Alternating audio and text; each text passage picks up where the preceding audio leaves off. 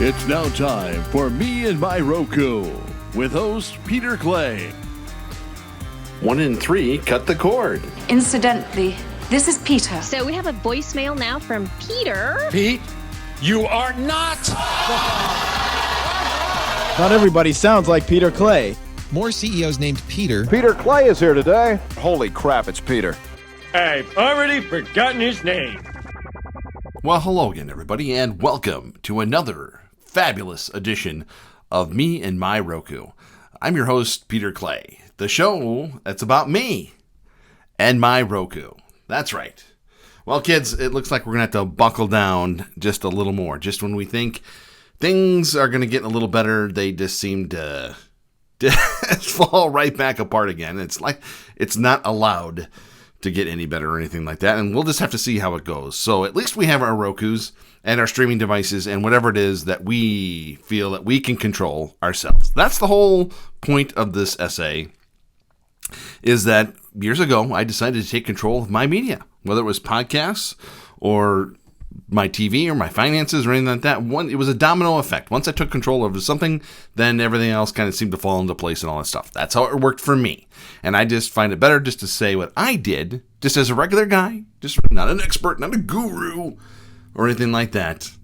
Just what I do, and you can take that for yourself and disseminate and assimilate whatever you wish out of that. So I don't tell you what to do, or I just tell you what I do, and if you get something out of that, hooray! We're getting there, kids. Just read an article from Stephanie. I'm going to say Prangy, because here in the Midwest we used to have a department store called Prangy's, so that's how I'm going to pronounce it, Stephanie. So if it's something else, let me know. And she's talking about just how right now in this pandemic is the first time she got the cord. So people are still doing it and all that stuff. So it's interesting to say that, oh, well, are we oversaturated? Do we have too much now? And is it really any less expensive to cut the cord and all that stuff? And it really doesn't come down to that. It can, and you can do it any way you want, but the fact is you are in control. You are not just making one payment to a cable company. Yes, that seems more like you should do and all that stuff, easier. But then you're paying for stuff that you're not using and all that stuff, and you can decide for yourself, when you want to watch it, how you want to watch it, where you want to watch it. You can control what you want, when you want it, and all that stuff. So that's what I talk about here and all that good stuff. So if you're cutting the cord or thinking about it or anything along those lines, or you already have a Roku and all that stuff, and I'm just looking for tips and tricks and stuff like that, well, here we are. And then if you want to pass them along yourself, you can shout me out on Twitter or an email or anything like that. You can tell me. meandmyroku.com is a good place to get in touch with me. We got that all here. Well, we got a few things to talk about here, so let's get started. Okay. Well, we can discuss this here so we can kind of wrap a bow on the whole Peacock HBO Max. I keep saying that, but there's always news seeming about it. They are still, as of this recording, not available on Roku or the Amazon Fire products. However, their results came out and the reviews are in and all that stuff. HBO Max, pretty fair reviews, pretty good numbers and all that stuff. Peacock, well, they're trying, and they're getting better, and it's new and all that stuff. It's not like they've had a long time to get this together or anything like that. So what's going on? Why are they not on Roku or Amazon at this point? Industry insiders familiar with the situation are saying that NBC Universal isn't refusing to compensate those two entities for being on the platforms. Their objections are they're focusing on not wanting to give up control of their advertising. Apparently, that's where the money is at. Now, as you know, with Peacock, there's 3 tiers. 2 of them have advertising, and 1 of them does not. And as I have found out throughout these years, Spotify actually makes more of its money from advertising. But they make money from their shareholders by saying how many paid subscribers they have. So I don't know what Comcast's worry about this is that they're holding in this pretty little pearl and they don't want to share it with anybody except for Google and Apple, apparently. And letting them take a cut out of that and all that stuff, and not letting, I don't know what Amazon wants. And Roku, let's face it, they're hardware, but they want to get you on the advertising. And so they're basically an advertising company, and they're handling all that stuff, and they want to handle all that for you, and you get a piece of that.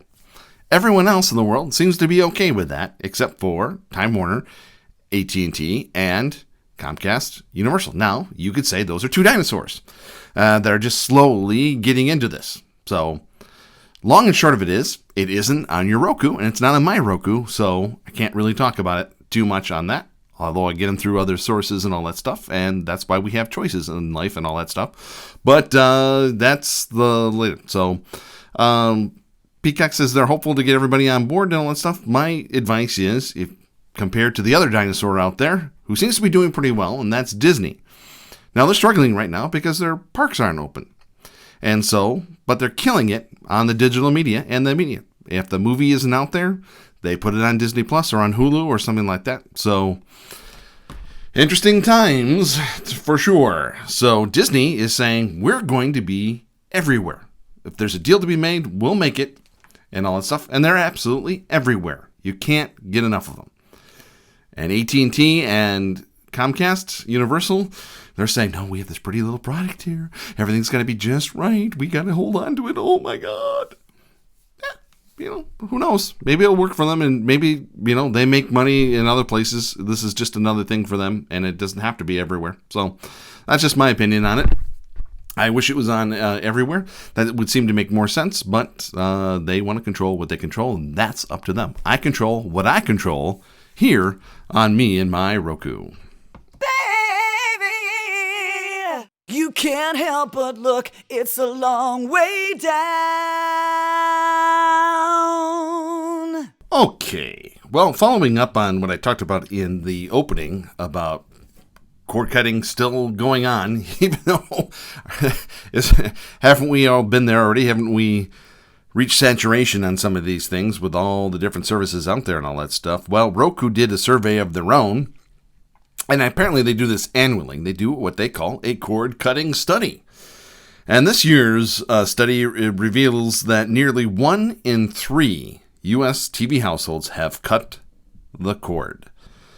Study provides in-depth insights into the changing U.S. consumer attitudes towards TV, especially during the COVID-19 pandemic. Are we surprised? Are we shocked? Who knows? It could be an interesting study. Who knows how much the study is? Is it this typical 500-person study? I don't know if that represents everybody, but it does seem to be a growing trend. And when you see everybody doing a service now, so all the major networks now have something and all that stuff going on. So here we are. Isn't that surprising? And some people are still going to hold on. Just find it easier to have cable. One bill, one box, or a box for every TV, or whatever it is, and you just find what you're looking for through the channel grid and all that stuff. So, and that's why seemingly every service in the cord cutting universe now has some sort of a cable grid style setting available too. So, interesting to say the least, not surprising on the other hand, especially when some of us have cut the cord now for over 10 years now and trying out different services and different products and stuff like that too. So that's an interesting thing. So in other news, Disney is dropping their 7-day free trial period. So all those of you who thought, well, I'll just get the free trial, watch Hamilton, and get out. Well, you got to make a little bit more of a commitment now, more along the lines of a $6.99 a month commitment, and that's not bad. And you can cancel anytime you want. So, on one regard, that kind of seems a little sneaky of Disney. On the other hand, you know if you want Disney or not, don't you? You know what Disney has. You know that there's plenty out there, and you know they're going to get other stuff and all that stuff. Kind of, what or get off the pot type of thing. So, if you want it, it's there. If not, you can get out anytime you want. And is $7 really that big of a deal for you and all that stuff? Another thing, Amazon, through the Prime app on your Roku or even on your Amazon Fire, is now offering profiles. Now, a lot of people have this now too, like Hulu, YouTube, all that stuff. So you can separate who's watching. So here in the house, it's just me and the little missus. It's really not that big of a deal because whatever she tends to watch, I'm watching with her, and vice versa type of thing. So, yes, she likes to watch Say Yes to the Dress to it, but do I want that, separated from myself and all that stuff. So for the type of things that, we get recommended to watch and all that stuff, I don't think it's going to make that big of a difference and all that stuff. But for those of you who have kids and stuff like that, maybe it is a little better to have a little bit more mature profile and a little bit more family-friendly profile. I can kind of understand that. So if you want that, that's available to you on Amazon, including Hulu and YouTube and others, and Netflix and stuff like that too. So little news and notes there here on Me and My Roku.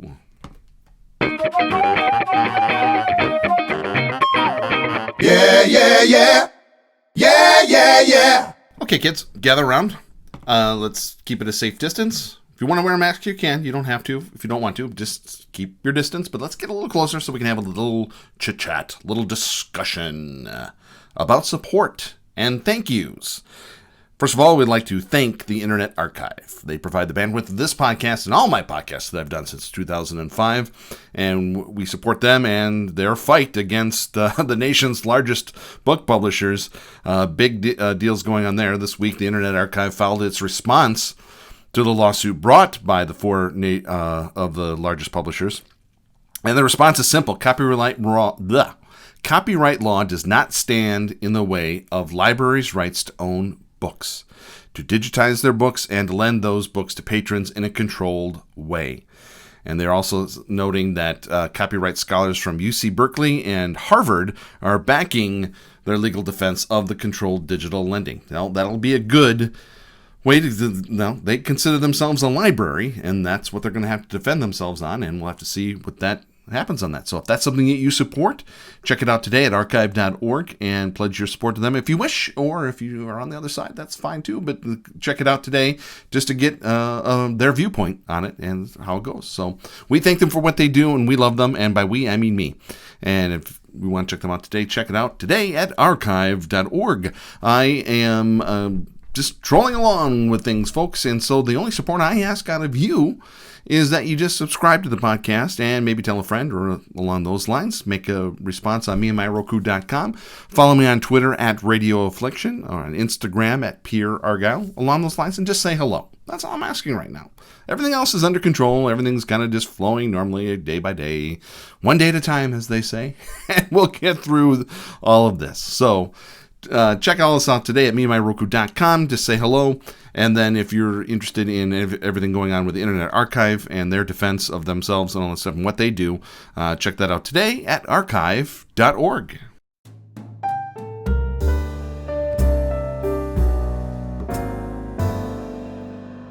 Okay, some more news and notes.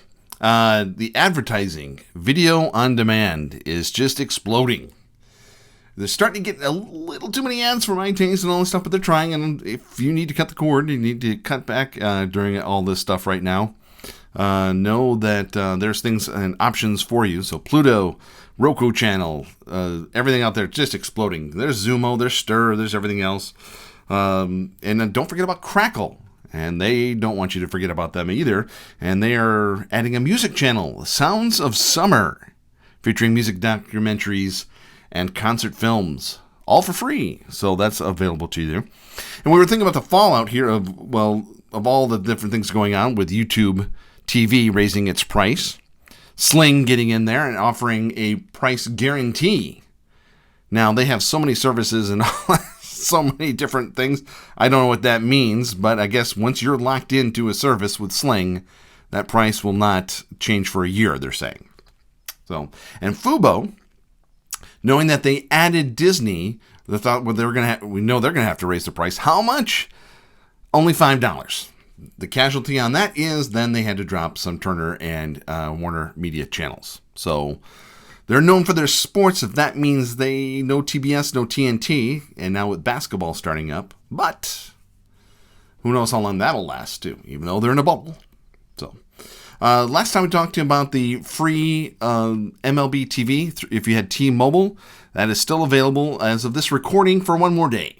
So whenever you listen to this, August 3rd is when that expires. So you don't have T-Mobile, but you still want baseball for however long it may last. If you don't want to invest into AT&T or MLB TV, all the different ways you can get it, ESPN is showing some games. ESPN Plus will play a lot of the games that you would get on MLB TV as well. So that extra $5 there if you want to make a full-blown commitment. Also, MLB Network on like YouTube TV or something along those lines are available to you as well. So that's the fallout from that. Some changes here at the home.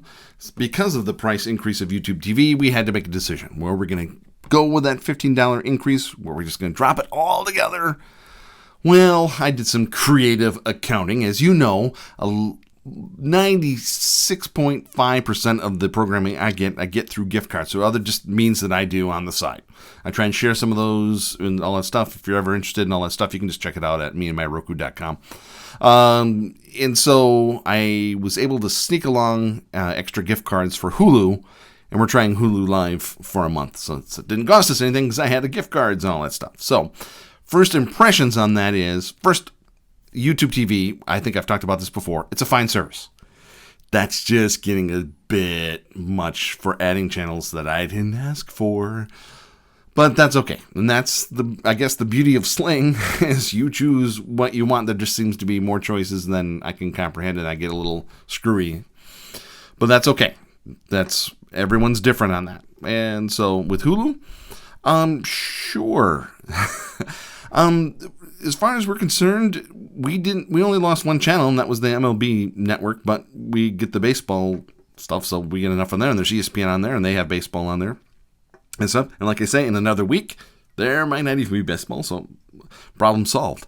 So we didn't really lose anything. We actually gained some channels as well, too. So that's the whole trick.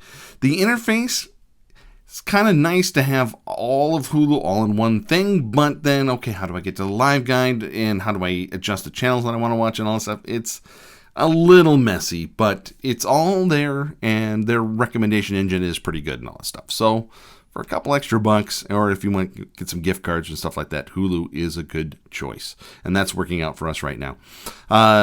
Did my experiment between all the different products, and so kind of go back and forth between. I have all my Rokus in service right now, all three of them. So the Roku 3 even is up and running, and the Roku soundbar had an upgrade, a software upgrade, 9.3. Blah blah blah blah blah blah.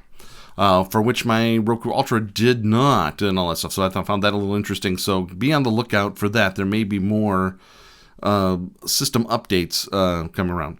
One other thing I want to point out, some people have asked me about why does the Roku stay on all the time? Is there a way to turn it off? And boy, oh boy, did I have a discovery. I have found a couple of these on sale, these power strips, because, like surge protectors, you want to protect your equipment, you've made an investment here. And holy moly, I found this one that had some sort of a switched control on it. And I didn't quite know what that meant on this. So there's a couple of plugs on there that are on all the time. And then there's one plug that's a control plug. So you can plug your TV into that. And then it has 4 plugs down below that are only on then when the TV is on. So if you want to plug your Roku or any other device, a gaming gear or DVD player or anything along those lines, and for me, it's the Roku and a TV antenna for over the air, I don't want them on all the time. So whenever I turn the TV on, boom, the Roku comes on and the TV antenna, and therefore is also restarting then too. So you come up with kind of a cleared cache type of thing to that. So results, just for the first couple of days that I've done it, are like, I'm happy that's, maybe, and we'll see how much, if I save anything on power or anything like that, or on my electrical bill or anything like that. But it just seems a little nicer to know that it's not on all the time than having to restart constantly all the time to kind of clear the cache and all that stuff. So that's just a little look for that. It's called a switched power bar, I guess. So something that has different things. So when you plug something in, it's only on when its main thing is on. So that's a little tip of the day for you there here on Me and My Roku. Well, I better get back. I'm starting to get a little itchy, a little twitchy. So better get back to my Roku so I can calm down and know that everything's going to be okay. Maybe baseball will last. Maybe it won't. Maybe we'll get over this. Maybe we won't have to wear masks forever. Or maybe we will, and we'll just have to deal with it and get over it. It's all right. If you want more of what I do and how I do it and all that stuff, you can check me out on meandmyroku.com. And as a thank you, I'm offering a free trial of Philo for you. $20. And you get 60 channels. You can try that out today. It's no sports or anything like that, because if they're all going to get canceled anyway, why do you want to pay 3 times as much for something when you can just get all the channels that you want there? 7-day free trial available for you at philo.meandmyroku.com. I think I said it right this time. If you want to learn more about how I get gift cards for what I do, that's swagmucks.radioaffliction.com. And you're all set to go there. Once you click that link there or that site, all you have to do is log in and get started, and you're good to go, and that helps us as well. So it's a win-win for everybody there. Once again, thank you to archive.org for all that they do. Carry on the good fight. Good luck in your lawsuit against the 4 major publishers in books and all that stuff. It's a fight I think that needs to have, and if they're getting other support from legal scholars and all that stuff around, that is fantastic. And just to have that clarification, are they indeed a library like they claim they are? And, are they just trying to do the good work and all that stuff, and they shouldn't be punished for that? So, good luck, folks. Check them out today at archive.org. How you support us? Give us a virtual hug and all that stuff, virtual high five, fist pump, elbow, whatever. But you can also subscribe to this podcast. You ready? Here it goes. On Apple Podcasts, Google Podcasts, Stitcher, Spreaker, Spotify, TuneIn, SoundCloud, YouTube, iHeartMedia, Podbean, Pandora, and Radio.com.